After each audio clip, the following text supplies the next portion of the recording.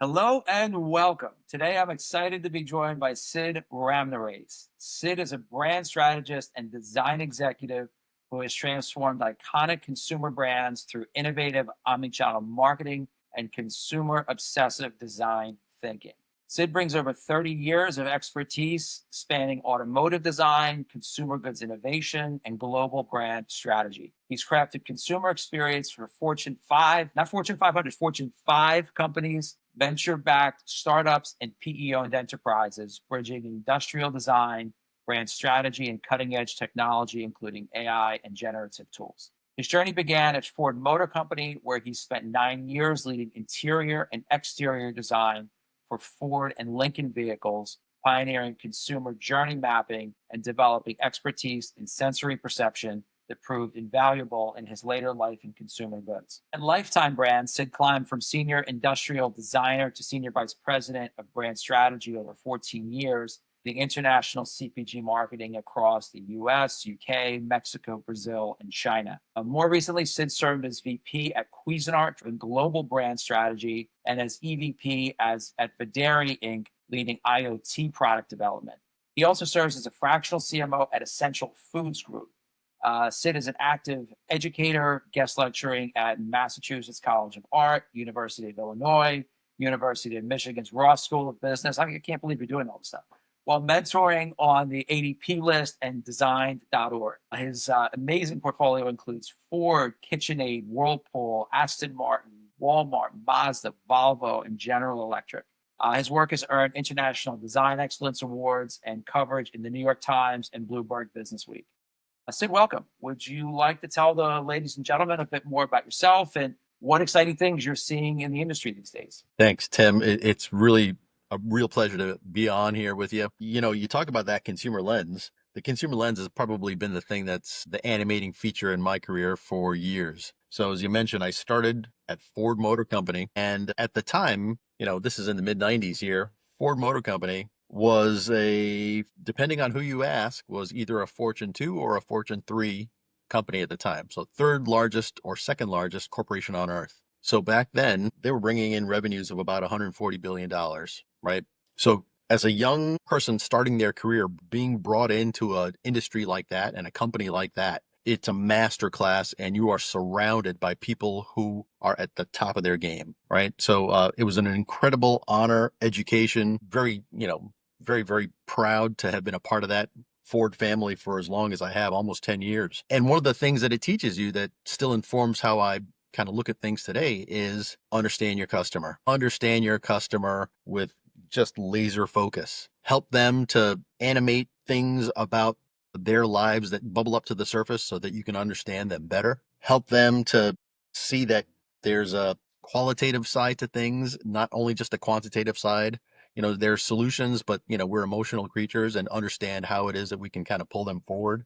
But if you look at the automotive industry as a place where you start your journey in terms of design, everything in terms of fit and finish, innovation, manufacturing, understanding the customer, making a business case for why you're going about things has informed what it is that I'm doing today. So that was an animating feature for me, and I would, absolutely thrilled to have started there. And as you said, just taking those lessons learned and kind of snowballed through my career with consumer goods, IoT company that is basically it is the company that has built all of the digital signage that's in the MTA subways today, all of the Red Bull stadiums around the world, lots of other stadiums and transit centers around the world. And then, of course, Cuisinart.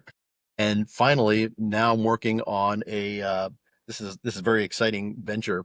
This is an agri-tech venture that I'm working on with the Caribbean region in CARICOM to take some very, very high-end science that extracts multiple bits of goods out of one crop, which is rice, and more on that to come later on. So this You, venture I, that we're working on right now it's going to actually take inputs from farmers who are in the Caribbean, and through some very, very advanced tech, we're going to extract multiple strains of goods. So we're going to end up with a B2B business and direct to consumer business as well. And more on that to come later on. wow, that's wild. I mean, what a journey from working on the knobs and buttons and handles in Ford Motor Company to that. I mean, it's like it's a what a ride. It's a great place to start, I think. How has the consumer experience design, because you're designing this, right? It's very, very intentional and very, very thoughtful. How has that evolved? I mean, from your early days starting out at Ford to, what is, and I'll tell you, it's a word that it kicks around all the time, omnichannel. But how has it evolved in your sort of experience from then until now? If you understand the consumer and you understand that delighting the consumer is the most paramount thing you can do, then that helps focus you into understanding that the consumer experience is everything. Consumer experience is absolutely everything, right? If you think about the things that we obsess over, it's obsessing over the things that will delight customers, that will have customers become repeat customers, that will have customers be ambassadors for you, right? When you obsess over every detail, you realize that design is not just what it looks and it feels like. Design is how it works, right? Design is a thing that pulls you in initially. It's how it works and how it integrates it into your life. So obsessing over the consumer experience and having very, very high standards for that are just part of what every class leading company does today. You mentioned about repeat customers. And, look, in my world in digital media and just advertising in general, CAC, or cost of acquiring a customer, that basically goes one way up. Like they don't really go backwards. It's ever important to take obviously you have to acquire new customers for sure, but it's ever more important today, with costs being what they are, to sell more stuff to the folks that you already have. And I wonder if you could. I mean, you and I, we go back a little bit. It's so important that you sell people into adjacencies, because these are people that already know you and trust you, and you're in their homes in most cases, or garages, or whatever the case may be. And it's so easy, but so few brands really, really understand it. You and I were working on toasters a while back, and we were basically saying toasting is sort of a gateway category where it's just got universal utility and universal application. I don't care what culture you're from, most of them have a use for a toaster in some capacity. And I wonder if you could, we were on sort of this mission to make a toaster that, even if you didn't have the highest margin on your toaster, put the good components into it, because it would really matter. Yeah, I wonder if you could just talk a little bit to that. Yeah, again, it comes down to consumer experience. And every time there's an opportunity to surprise someone, to give them more value than they they may realize they've been getting before. It's just such a powerful way to push people into understanding that I trust this brand. I love this brand now because it's delivering more than I had expected. So toaster is a great example. Toaster, it's ubiquitous for many households, but it has the ability to be so much more. So if you start with a design experience or a customer experience, the things that they expect are, yeah, okay, it should toast bread. It should be simple to use, should be relatively easy to maintain. But there are brands that have been able to do things, and Cuisinart's one of them, where they said, you know what? These have the ability to stay out on my countertop because, you know what? I use it every day, and you know what?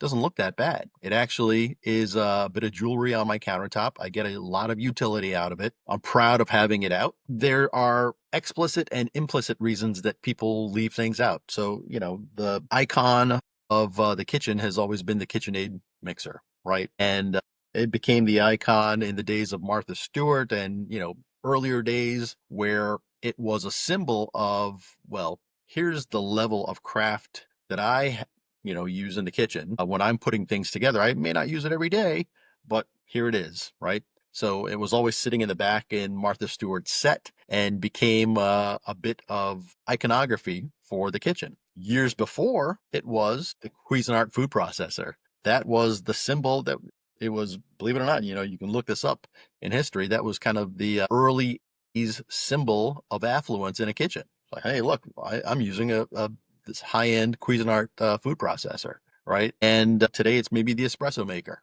right? So there are things that they can provide solutions to people because it's a need that they have every day, right? I drink a lot of coffee. I prepare a lot of food. I like to bake, whatever it is. But because this thing provides so much surprise and delight, and I love the way it looks, and it's durable, and it fits my needs, et cetera, et cetera. And by the way, look at these lovely colors, and it's an accent piece in my kitchen. Just understanding what animates consumers helps you to be able to design things that satisfy those needs. You mentioned two words that are, we're talking about sort of the evolution of where, we grew up in this space and where it's sort of going today. You mentioned two words that were always important, but they're even more important today. And I just want to just get into that a little bit with you. You mentioned love, which is just universal and really, it means something different to everybody. But you mentioned that and you mentioned ambassadors. And I'll tell you why I'm sort of on this through the lens of what's going on today. You have Google, right? Google is fundamentally transforming how they're delivering search engine results, right? It's their core monetization business. Everyone knows that, but they're undergoing metamorphosis right now. So they're doing two big things. Number one is pushing a lot of results into what they call AIO or AI overview, which is the Gemini product, which is like at the top of the thing. And then within the body of the search results, they're pushing very heavily subreddits. Inherent to them pushing subreddits is something you said, which is brand ambassadors. And those brand ambassadors, they don't become brand ambassadors unless they love your brand. And they're only going to love your brand if you love your brand. These aren't widgets to these folks. And this is, and by the way, this is how you're going to have to do search engine optimization going forward, is optimizing towards that. It's not so simple, but like I wonder if you could just, your thoughts on that. I mean, look, we're seeing it happen in front of our eyes. And let's go back a year or two where search, and let's use Google as a verb in this point, search was not delivering what people expected. Which they So hate, by the way. now listen to this. This is what happens when you take your eyes off of what the consumer wants. The consumer doesn't want to necessarily get fed the first two, three, four, five items as sponsored links. They want information, right? They want the thing that they search for. They don't want to be served up a bunch of ads basically for the first three or four or five search terms. So that started to become a miss when it came to Googling things. At the same time, Reddit is through the roof because these are organic, authentic communities of people sharing information about things. So this idea that you can use artificial intelligence as a search engine started with people who wanted better results. They weren't getting the results they wanted. And of course, the biggest challenge to Google is going to be the challenge to search. And it's already here, right? Because people are not getting the types of results that they want. They're going to other forums, which are now searchable through AI, right? And the Gemini product is starting to get into the results that feed you Reddit results about whatever topic you're looking for. But as an aggregator, Perplexity, Claude, ChatGPT, Gemini, they're all kind of trying to give people better results for what they want because folks don't want to have to go through this list of ads that have been, bid on by somebody for them. Funny enough, let's go back to the world of vehicles. If I enter the search term Cadillac, first search term you're going to get back may not be Cadillac. It may be Infiniti. It may be Lincoln. It may be some other brand. I searched Cadillac. Why are you giving me this stuff? Right. So I think that, you know, we've all seen this in Cuisinart land, right? Where how do I make French fries? Well, it serves you up a bunch of blogs and, everyone in their blog is expounding about the history of the potato and how I love to make potatoes in my grandmother's house on Nantucket.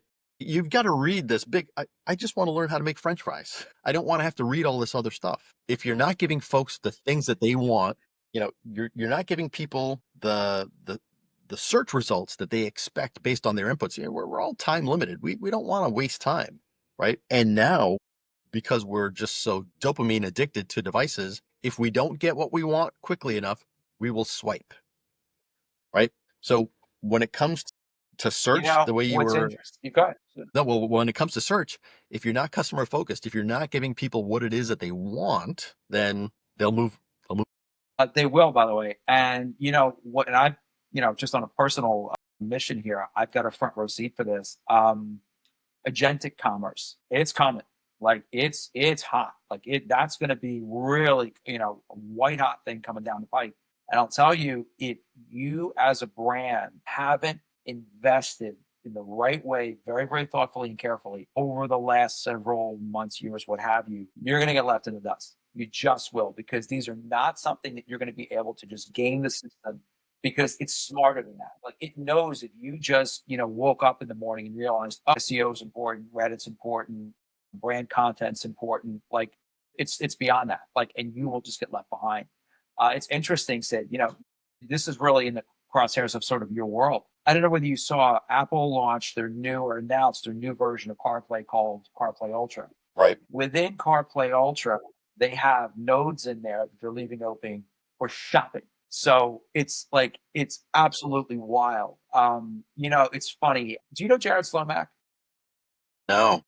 Did you meet the gentleman I came across? I actually recorded a podcast with him. He was the sort of lead inventor of the Domino's, because now Domino's is a technology company that makes pizza and all that. He was the architect of, there's a lot under it. Tweet your pizza emoji at them and they'll deliver your favorite pizza, order to your house and this and that. So what you now have, though, and he was way early on in this, and this is going back a while. What you now have is Apple leaving nodes open for shopping, which is really agentic. And I don't know exactly how this is going to shake out, but like, you're going to be in your car, realize, oh, my kid's going to summer camp. He needs t-shirts, swim trunks, whatever. Recommend me the three greatest ones. Send all three to my house. He's a size small, and I'll return whatever I don't want. That's like, we're right on the doorstep of that. So it's wild how fast all this is moving. It's interesting. So CarPlay Plus it's been a little bit shaky on the launch. So last year, or a few months prior, when Apple announced this, it was going to be their branded takeover of your instrument panel, right? And certain brands said, you know what, yes, we may be interested in this. Let's see how this shakes out. And now I think there's only one brand that's out there that has embraced it fully with a 2026 model year launch, which is Aston Martin. Now, I think a lot of car makers have said, whoa, whoa, whoa, whoa, whoa, whoa, whoa. We don't want to Applify the entire interior experience here, even though you can change graphic design, et cetera, and make it bespoke to yourself. So this is important because every facet of a consumer's experience with a brand is a lattice work. It's all related, right? And if any of those is discordant and doesn't sort of play at the same level as all of the rest, I think customers understand that, right? So if I have an experience, and look, when we were working on Jaguar, Aston Martin, Volvo, Mazda, Land Rover, it was a house of brands back at Ford in those days. Each one of those, no? yes, it was the Premier Auto Right? Group. You remember this, right? PAG? That's very good, right? We I do hired remember Wolf, this. And they kicked out Wolfgang Lincoln. Reitzel. Am I remembering this right? Lincoln was a part of it. So Lincoln was kind of, as we would say in the But didn't industry, they kick them OPP. out? Eventually, PAG got disbanded. And, we sold Volvo to Geely. Tata bought Land Rover, Jaguar. Different brands kind of went their Rest in different peace, ways. by the way. Rest in peace, Jaguar. Yes. Well, I think there's still a market for a bit on that, and we can talk about that at length. The departure from the American Yeah. market was intentional. The departure was intentional. Yeah. Yeah. And think about it. Prior to the hubbub over Jaguar, what, in the last 6 months, whatever it's been, right? Let's go back Yeah. 18 months. Thereabouts. 18 months, no one was talking about them. And then all of a sudden, everybody was talking about them. It's just like the guy, that poor couple on at the Coldplay concert. Nobody was talking about Coldplay, 12 months ago, and all of a sudden, right? So it's kind of this internet pylon of things that happen. But let's go back to the interior experience, right? So You know you why have no these. one's talking about him? Because this is interesting. You know why no one's talking about him? Jag forever was selling cut price Bentleys and cut price Astons. That was their DNA. From Sir William Lyons, that was their DNA.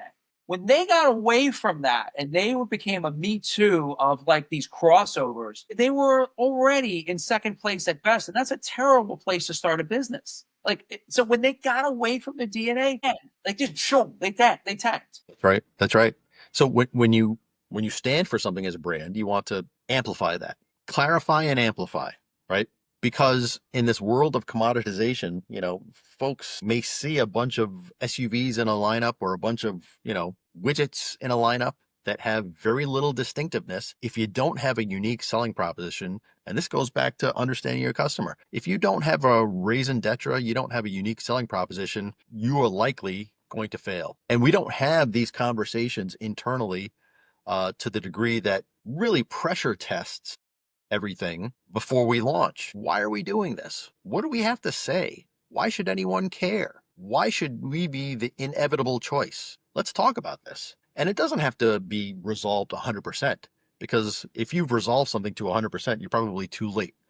But if you have a pretty good feel about things and all vectors are indicating, you know what? Yes, we think we can be impactful in someone's life. We think we have a unique selling proposition. We think that we can be an inevitable choice by pointing out and solving for a problem that somebody has. That's what businesses are. Businesses are here to solve people's problems and make their lives better, right? So if you think about the consumer experience, let's go back to the consumer experience. That's fundamental to business. If you are in business, you are there Yes. because you have a novel approach to solve some problem. And if you don't have that, you're not in business. But that's critical to design. That's critical to understanding consumer obsession, because when you understand that and you have the ability to manifest that change, it's such a powerful thing, Tim. Oh, it is. And I'll tell you, you're sort of leading me towards, the evolution of this, which is, look, we're in a very, very, what used to be called multi-channel, now it's called omni-channel, and it world where, at the end of the day, and I'm the digital guy, I don't see retail points of sale, physical retail, getting much below 70, 75% of total dollars. Like, I don't see an e-com, pure e-com penetration much more than like 25, 30%, because it's been there for a while. There's category specific, nuances to that, obviously. But as a macro thing, tens and tens of thousands of points of distribution, excuse me, that aren't going anywhere. So you have that that's not going anywhere. You also have marketing dollars that are more and more finite every day. I mean, just, poll some of your friends, they have bigger budgets or smaller budgets. Most of them have smaller budgets today. And so you have to sort of stretch the dollar across that entire omnichannel experience. And I wonder if you could talk a bit about, you have, when you do that, inherent to that, you have these challenges of brand consistency across very disparate, animals, such as your brand website, Amazon, Walmart, and all these various touch points. If you could just talk a bit about, how do you think about maintaining that brand coherence across that entire disparate universe? So this goes back to understanding your customer. Customer doesn't live in an isolated silo, right? So the customer experiences the world in multiple facets, right? So the channels and the omni-channel challenges are, it's the reality of the world today, right? Because we have, what you famously coined the temple of the brand, which is the information that you have digitally. And then there's the real world that we live around, right? Yes. And there's a level of curation that has to happen. And I use that word very specifically, curation. Curation is an intentional act to maintain a level of consumer experience, information, some entertainment sometimes, right? That compels people want to learn more, want to be a part of that ecosystem, right?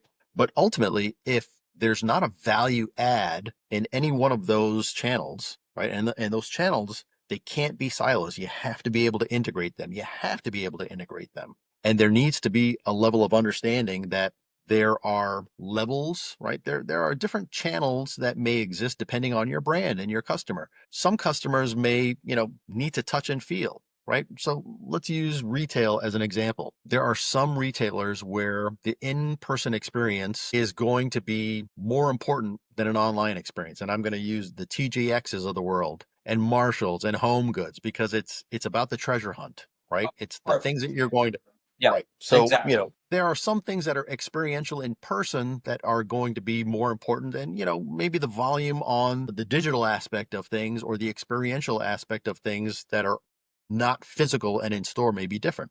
Now, there are some brands where, the online experience is the flagship experience, and that has a lower barrier to entry sometimes. And then the pop-up experience or the one retail experience is the temple of the brand, which is Let's use another example, Glossier. Here's a brand that when I worked at Videri, I was up the block from the Glossier store, and we would go to lunch, and there was a line 3 blocks around to Canal Street for people trying to get into the Glossier store because it's this experience. Wow. That was different. So not only were people going there to shop, but it was kind of like a tourist attraction. You go in there, this immersive experience helped to amplify the brand and build its credentials. What was special about And it? I mean, in your opinion, what made it special? Like, why am I waiting online to get into Glossier? well, that's a good one. They understood their customer, right? So, and their Yeah. customer base was a younger customer base, right? It was a customer base that was looking at the Estee Lauders of the world, who pretty much drove much of the conversation, and they thought, well, sort of expensive. It's kind of expensive. It's not speaking to me. The variety may not be, especially great for my needs. I'll give you an example. My daughter uh, spent a semester abroad in Shanghai. So she just got back this spring, and she said, she looks like me, but she's going to buy makeup at global. This is global retailers in Shanghai, okay, and across China. They don't sell cosmetics for someone with her complexion, right? So when you hear the story, but the skin products and the beauty products over there are just way different than what we get here. But when it came to the types of products that she needed for her skin, she couldn't get them there. So I think Glossier, same thing. I think their customer profile was broad, it was young, and they were able to churn out things for their customers that their customers resonated with their customers. It all comes down to consumer obsession. And there's the incumbent. Why are you offering something that is a better value proposition than the incumbent? And incumbents get lazy. Let's face it, right? I mean, Apple's a great example, right? They've become a company that, is not necessarily about innovation anymore, but it's about maintaining their profit structure. So it's subscriptions. It's, I've got to buy AirPods. But when you're one of these Mag 7 or in that sort of realm, one of those companies, look, I mean, especially like Apple, I mean, all you can do, you're number one, you're the big guy, and all you can do is come backwards from that. Like, just don't mess it up. And they're in a very, very different sort of place. And you mentioned Glossier. There's a few real, like, the word disruptor gets kicked around like way too much, but there's a few of them in that space that's a very, very sort of staid, conservative sort of, space. There's a few that are making a lot of noise. Glossy is one. And so, look, and again, they're not the biggest, right? But they're making a lot of noise by just doing things. But that's only coming from really, really, to your point, understanding who your customer is and who she's not. Like, they're not trying to be something very, very different than their core. They're staying very, very much in their zone, and they're getting rewarded for it, by the way. You have to bias for action. I agree with you. You have to try. You have to keep trying to understand your customer. And I still believe in the old Henry Ford saying, if I asked the customer what they Yeah. wanted, they would say a faster horse. So, there are Yes. folks who think, oh,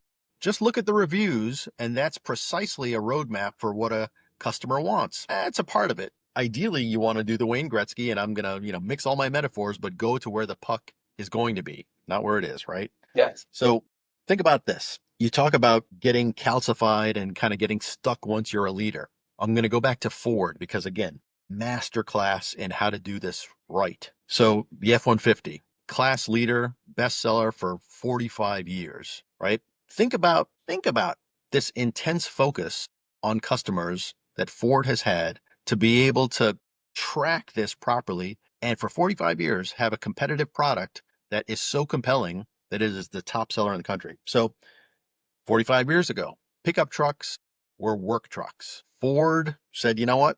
It can be more than that. It could be a family vehicle. We're going to make 4 doors, extended beds. We're going to electrify it.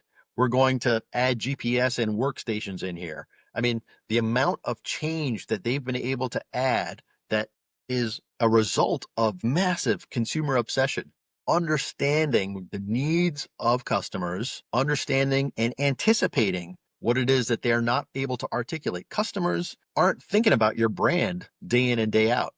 As marketers and designers, we're all living with this stuff, but consumers, they're busy parents. They have their own busy lives. They have roommates. They have, other interests outside of your brand. They're not thinking about your brand all the time. But if you have the ability to obsess over them, and you talked about the word love, okay? You have to love your customer. You have to love your customer. There was a time there when marketers used to laugh at the Walmart customer, and there was like a Facebook page, people of Walmart. Like, how dare you look down on your customer? How dare you look down on your customer? Like, we are here to be of service to them. And if you don't love them and try and understand them and empathize with them to understand what it is that will make their lives better. They're busy moms and dads, and they're busy people, and they're students, they've got their own thing. How do I make their lives better? We have the ability to go out there and make a difference in someone's life. Don't take that lightly. We're not there to just take a pile of money and make it into a bigger pile of money. That's fine. Great. I want to make stuff. I want to make something that is going to put that dent in the universe, that's going to improve someone's experience and make things better for them. It's going to empower them. So, we looked at it at Ford as, what? Here's a way for you to get your family from A to Z, and it's going to now give you creature comforts inside of your vehicle, right? And so, oh my goodness, I am on the way to pick up so-and-so from soccer practice, but now I have a widget and I need to get dinner going, and I can ding, ding, ding, ding, ding. Now it's integrated with my life, and on the way to soccer practice, I can pick up those things that I need, and it'll be waiting for me because it's integrated with Instacart or whatever it is, or DoorDash, right? So, it's anticipating people's needs, right? Anything that will smooth out the ripples in life and take the things that are unanticipated and reduce anxiety, right? Because when something is unanticipated, it increases anxiety. If customers don't feel like they're in control, it adds to their anxiety. So how do I make them feel like they have a little bit more control? That's what we're doing with the products that we're trying to design for them. It's cool. You reminded me. You told the horse story. I think you were the one that told me a long time ago that the conventional wisdom back in the day was that you're going to have all these cars and there will be no more horses in the country.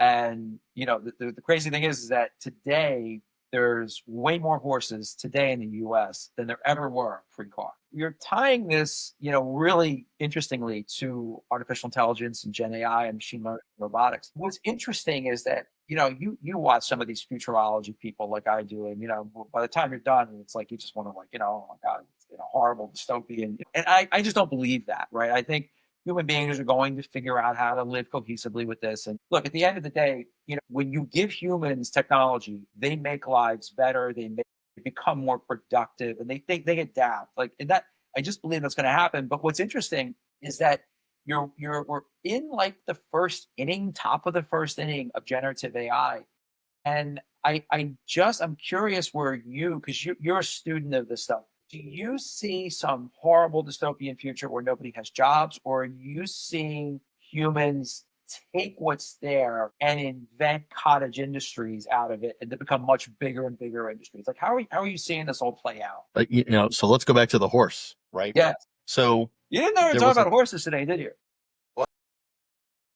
there was a time when scooping up horse poop was a profession because, the streets, carts, Yeah. horses, right? So think about this. That job went away. So it is the natural progression of things for certain types of jobs that, there's no longer a utility or a need for that, right?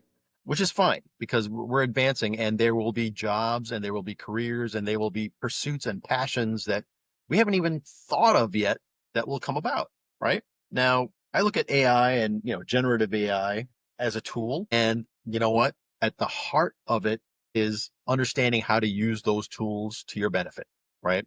And everyone's going to use them differently, which is fine. But from a brand perspective, uh, you know, consumer experience perspective, I think one salient bit that seems to bind people together when it comes to some of these brands is it's their humanity, right? So I think we'll leverage technology and empower creativity in the ways that AI will allow us to do it to deepen relationships. But I don't want us to automate our way out of our brand's humanity, right? And at the end of the day, we're emotional creatures. If there are tools that will be around that will help us optimize kind of rote things, great. There's a whole world of generative AI right now that's helping in terms of visualization and design. Is it as good as a designer? It's getting pretty close, but it's a tool. And we've seen this happen when we went from pen and paper to digital design, and we're going to see it here again. It's just another tool. I don't know if you've read this book. I'm going to paraphrase and kind of uh, muddle some of my interpretation on this, but it's The Hitchhiker's Guide to the Galaxy, right? You're way back. Yes. Yes. Okay. So Yes. there are a few cohorts. There's young folks who they see a technology and they grew up in it. They've immersed themselves in it, and they're like, oh yeah, yeah, that's just kind of the way things are. So kids grow up today and they see a screen and they naturally want to pinch and zoom. That's the world they grew up with. There are people in their teens and 20s who see that technology and they're like, oh, you know what? Pretty neat, novel stuff. Maybe I can make a career out of this. And guess what? Look, your influencers, your YouTubers, the folks who are on Discord, they have a whole world that was not available to us because we were the last cohort. And the last cohort is this older cohort that thinks, well, this is disruptive and that's not the natural way of things. And by the way, get off my lawn. Hey, And you look at those three groups, and again, these three groups are loosely based on the cohorts from the Hitchhiker's Guide to the Galaxy. But the older folks are like, that newfangled stuff hard to understand because look, you understand where they're coming from. They have sometimes 30, 40, 50, 60, 70 years of prior experience yeah. a certain way, and now you're telling them that here's a new way of doing it. It's hard, okay? So, I can empathize with that as one of those people, as you can tell from the amount of hair I have left. So, you know, but the younger folks who view this with this lens of, hey, that's kind of novel, it's kind of new. I'd like to learn a little bit more and see how I can optimize for my own experience and see what I can create and generate with this. I mean, the amount of AI art now is, through the roof. And people are just finding ways to prompt engineer, right? That's what you call it. It's almost prompt creation now, right? How do I just put this together in a way that I can refine the results and it comes back to me with something that is surprising and delightful? A lot of this is, it's the surprise and delight with what will happen when I enter a prompt and see what happens. And that in itself has been an incredible journey. I mean, look, just the leaps and bounds. You've probably seen that all of these LLMs now have, they've specialized a bit. So, Claude is great for writing, right? Perplexity is good for aggregation of information, right? GPT good for search, right? But each one of them has their own kind of Yeah. nuances of what they're Nuance. better at, and right. The Gemini and the Copilot are good with integrating into systems, right? So the Copilot is great for, now you're on a Teams call and it will give you a full transcript. It will link to your OneDrive to find out anything that was relevant to help make you, they're trying to make it more of a value add. So everyone's going to have their kind of point of view when it comes to those LLMs, but it's the way that you look at it and the way that you add value, right? And that's going to be the bottom line. You're talking about, the next generation, kids and all that. And by the way, you can go back somewhere in the Bible, Moses complaining about, our kids today. And it's like some of these conversations are just age old. And I just don't believe that, when we were coming up, we were going to just ruin everything, destroy everything. And that just obviously didn't happen. And nor do I think that's going to happen, with kids today. Not that long ago, people were, oh, millennials this, millennials that. Well, guess what?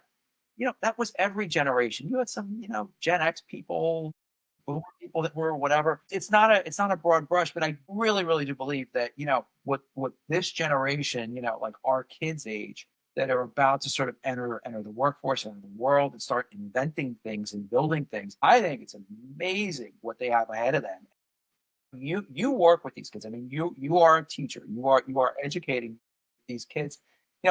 What how are you sort of like sharing thoughts on omni-channel to them? Because my impression is that they're probably much more digitally focused and instinctively, but I think in reality they probably are a big omni-channel shopper too, and an omni-channel sort of like consumer of media and touch points. How do you think of educating them into that, and what's their vibe on it? So I'm going to flip the script on you a little bit. Believe it or not, they've been an education to me. And the things that you learn being around young people, it's just so inspiring because you're able to see the world through their lens, right? So think about omnichannel, per your question, and think about what the youth of the world just went through. They've got the scar of COVID where they were stuck behind screens for a year and a half, 2 years, whatever, right? I think you'll find that they're way more open to being experiential than you realize. And they're traveling more. I mean, you see it. They're traveling more. You see these kind of pop-up experiences like the Museum of Ice Cream here in New York City that just lines down the on the block to get into. Experiential shopping, pop-ups, just look at any of the public spaces in, New York City where I live. And in the summertime, it's just full of young people, you know. Nice. It really is nice. Yeah. And, it is All the omni-channel, backgrounds and everything, just right? so But this idea that we're going out to experience physical world is, it's alive and well. And, being someone who is fortunate enough to spend their time around lots of young folks, you find out about the things that animate them. You find out about the things that they're interested in, and it opens up perspectives that I wasn't aware of. The things that they are passionate about. Now they are, by virtue of the time on the timeline that they were born, they're omni-channel because digital, it was not a revolution to them. They were just born into it. That's just the way of things, right? However, there was a backlash to some level of digitality because they were in front of screens the whole time, and now the joy of being around people, the joy of being with friends, the joy of cooking together, the joy of building together, of just, being in each other's company, sharing music and experiences together. It is just remarkable. And I am awfully optimistic about what it is and how they will impact what it is that they're going to do and how they're going to impact the future. Because I tell you what, for a cohort of people that endured so much during COVID. It's a lot, right? oh, yeah. And we They've both have proven to kids be that like lived through this. I mean, like you right. saw it, like like this is crazy what they had to go through. But one of the enduring characteristics of this group will be their resilience. I believe that. And that's the part that is very, very inspiring because you've seen this through the generations, the greatest generation, post-war generation. When they had to endure something, they come out of this thing stronger, vibrant, full of creativity, That's can-do the thing, spirit. creativity. Because you know what? It just you're trapped in whatever sort of environment you're in, and your sort of thoughts just kind of go. And then once you're like out of it, you can actually do things. Man, you come out of that like a slingshot with awesome ideas and just things you Right. want to build and do and go to and all that. It's amazing. Tim, look, as a creator, I think we're naturally optimists. We're naturally optimists because we think, better days are in front of us, right? Because we're going to make a difference. We're going to try and understand things to unlock better futures for people. And you hang around young folks and it's infectious. It's absolutely infectious, So I'm very, very optimistic about the future. And I think that, not only will we be good curators of that amazing future, but the folks that come behind us, the youth, they're gonna knock it out of the park. I feel very good about that. Next 1 to 2 years, what do you see in terms of experiential branding? Do you see it just sort of staying on the glide path where it is, or do you see some sort of like big breakthroughs happening? What do you think? Not 5 years, but like because nobody knows 5 years right now, but like 12, 24 months. What do you see happening? That's a very, very good question. So I think what is yet to be determined is this AI land grab because we've seen this play out. I think of a certain generation, it's not going to be dissimilar from the dot-com era. Yes. The dust will settle and there will be people who come out on top and there will be folks who kind of fall by the wayside. I think it's tough to answer that question, Tim, because I think it depends on which of those companies show an understanding of the consumers that they're serving, a relevance beyond this is just kind of a nifty toy, and it's in the integrations that you've talked about, right? So it's not necessarily just, prompt engineering, but it's how does this get integrated well, right? So there's an AI company that takes transcription every time you visit the doctor's office. So now when you visit the doctor's office, it gives you a full transcript of your conversation and it links it with my chart or your Epic chart so that you have all of the information together because let's face it, in the world of HIPAA, it's there's privacy concerns, there's integration concerns depending on who your service provider is. But here is a company that's found a way to actually integrate themselves in a way that offers value, right? So I think it's going to come down to how these companies show their value. They're going to be incredible niches that we haven't thought about where That's someone says, true. you know what, here's a way for a large language model or a different foundational model. It doesn't even have to be a large language model. It's a foundational model, right? To plug into this thing that it's an experience in the routine of our days that we just don't enjoy. But we plug this in here and it can get rid of some of the bumps that give us anxiety. There's value, right?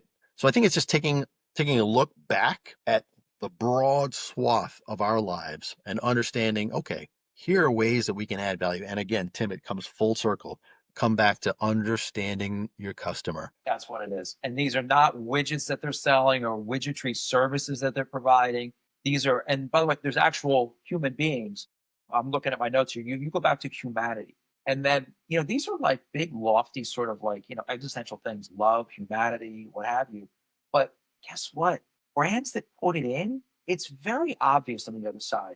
Look, you work with Aston, right? Like Aston Martin, and God bless them. The ladies and gentlemen at, I guess back then it was Newport Pagnell back in Right? that. All right, That's right.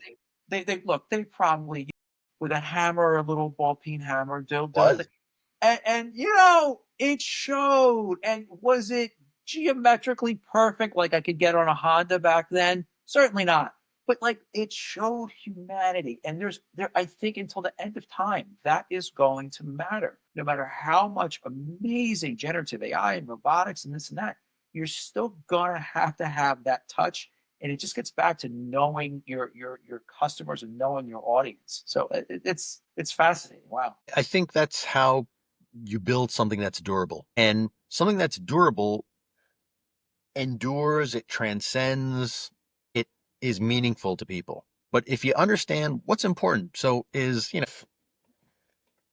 in the course of my life, uh, we've seen the transition in terms of manufacturing and scale economies where the guy with the ball peen hammer, kind of, hammering out little bits, Yeah.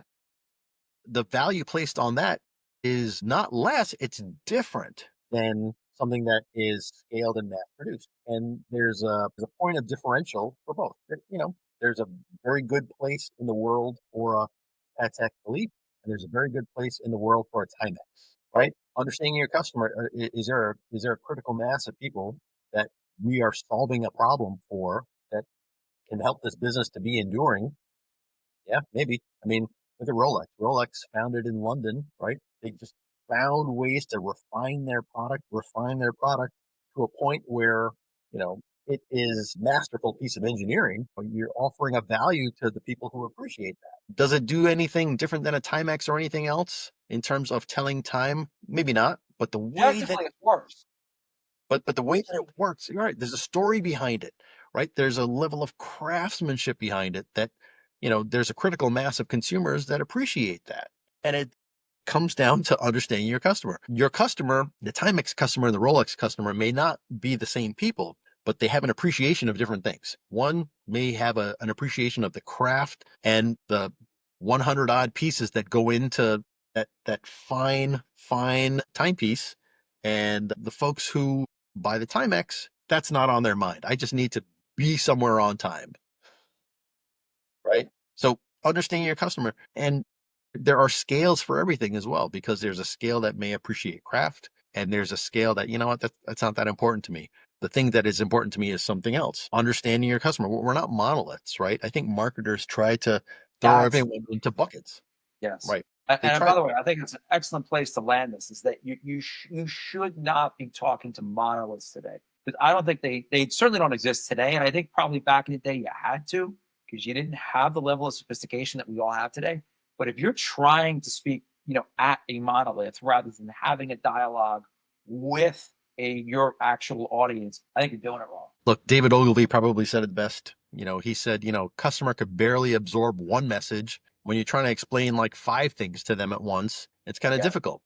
So unless you're focused about it, then you won't be able to communicate that well to a customer. This was a blast, Sid. I mean, I'm so grateful. I love talking this stuff with you. It's just a fountain of knowledge. Thank you so much for your time. I appreciate the opportunity, Tim. Thanks so much. All right, be well, buddy. All right, take care, man. See ya.